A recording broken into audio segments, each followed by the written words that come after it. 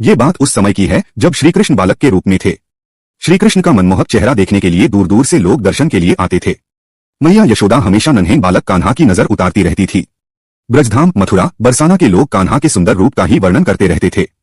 ब्रजधाम में एक सुखिया नाम की मालिन आती थी। वह फल, फूल और सब्जी बेचकर अपना गुजारा किया करती थी। ब्रजधाम में सुखिया जब भी गोपियों से मिलती तो वो उनसे नंदलाला के बारे में पूछा करती थीं। बालकृष्ण की लीला सुनने में सुखिया को बहुत आनंद आता था। उसका मन भी बालकृष्ण के दर्शन करने को तरसता था। सुखिया श्रीकृष्ण को देखने के लिए घंटों तक नंद बाबा के महल के सामने खड़ी रहती थी, लेकिन उसे श्रीकृष्ण के कभी दर्शन नहीं हो पाते थे और शाम होते ही वे निराश होकर वापस अपने घर चली जाती। रात को खाना खाते वक्त भी वे नंदलाला के बारे में सोचा करती थी। भगवान कृष्ण तो अंतर्यामी हैं, उन्हें तो सब पता चल ही जाता था।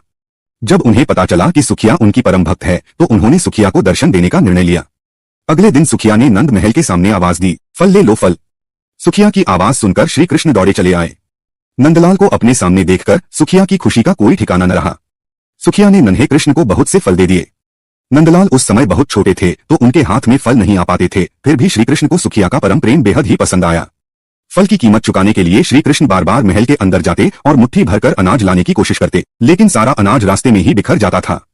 सुखिया को भगवान कृष्ण 2-4 दाने ही दे पाए। सुखिया के मन में इस बात का कोई मलाल न था।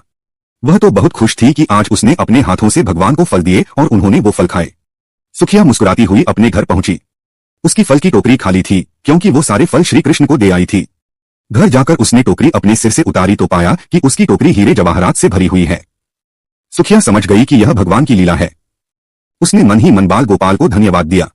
इस तरह श्रीकृष्ण ने अपनी परम भक्त सुखिया का उद्धार किया। तो बोलिए जय जगन्नाथ।